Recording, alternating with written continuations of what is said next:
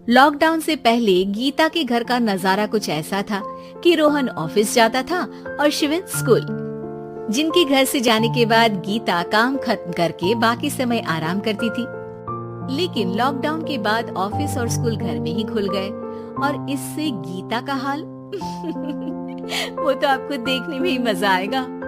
शिविन, ओ शिविन, महाराज उठने के लिए क्या 21 तोपों की सलामी लेंगे?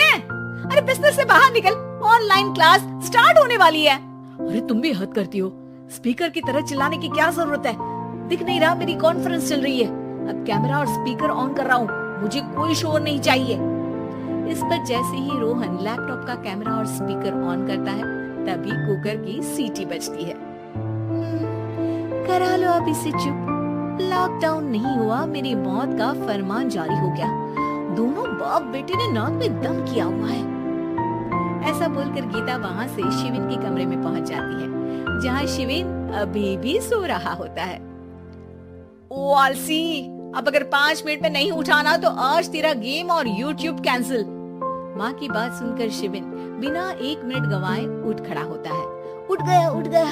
ये नाटक कहीं और, मुंह पर गीला कपड़ा मार और पढ़ने बैठ। शिविन की ऑनलाइन क्लास स्टार्ट हो जाती है, जिस पर गीता उसे वहाँ बिठाकर रसोई में चली जाती है। थोड़ी देर में उसे कमरे से कुछ आवाज सुनाई देती है, जिसे सुनकर वो कमरे में वापस आती है। हाय राम, तुझे क्लास अटेंड करने के लिए बोला था, कैमरा ऑफ करके बिस्तर पर नाचने के लिए नहीं बोला था। मम्मी मुझे कुछ समझ नहीं आ रहा, आप बाद में पढ़ा देना ना, वैसे भी अटेंडेंस तो लगी गई है। हाँ हाँ बेटा, जरूर बन जा, तू अभी से हम सबका बाप बन जा। अरे नहीं मतलब कहाँ से लाते हो इतना दिमाग, और पढ़ाई करते हुए ये चला कहाँ जाता है? नाइस क्वेश्चन, दिमाग से पूछकर बता दूंगा।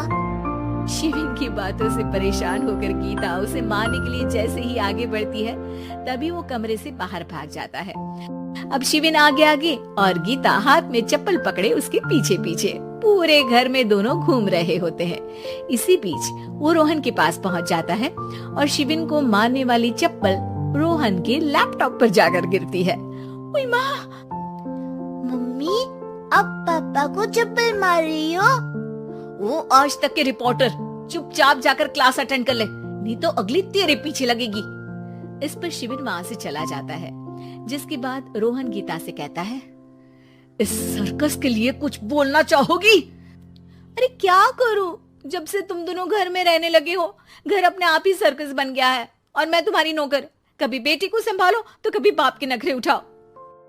इन्हीं सब उथल पुथल में दिन बीतते रहते हैं, जिसमें हर रोज घर के अंदर कुछ नया सियप्पा खड़ा मिलता है, जो ज्यादातर शिविन और रोहन की ऑनलाइन स्कूल और ऑफिस से रिलेटेड ही होता है। एक सुबह शिविन चल उठ, आने से पहले घर का आधा काम खत्म कर देते हैं, जिसे देखकर गीता खुश हो जाती है और फिर बाकी बचा काम वो तीनों मिलकर पूरा कर लेते हैं।